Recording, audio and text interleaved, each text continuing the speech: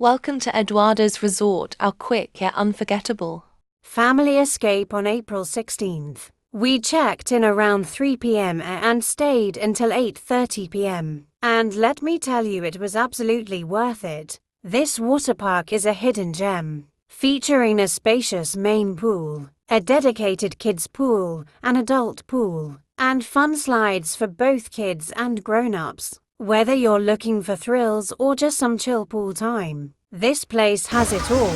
We scored a cottage for only 1,000 pesos, yes, just 1K.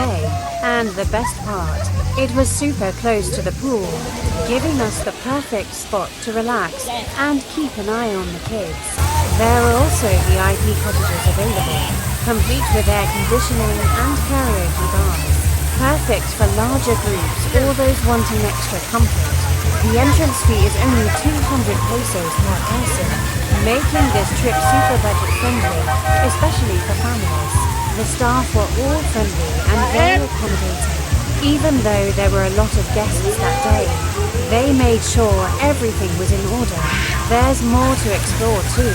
Eduardo's resort also has volleyball and basketball courts if you're up for some sporty fun. It's a nice break from the water and a great way to enjoy with friends or bond as a family. Of course, we came prepared with our own food, which made the experience even more sulit.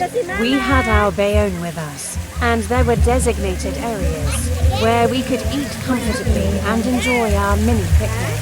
And baby AA, he had the time of his life, splashing, sliding, laughing. He was all smiles from start to finish. Seeing him that happy made everything even more special. Overall, this day was filled with joy, laughter, and unforgettable memories. Whether you're planning a short day trip or just want a refreshing break from the everyday hustle, Eduardo's resort is definitely worth the visit. Until our next adventure, this one's going straight into the memory bank.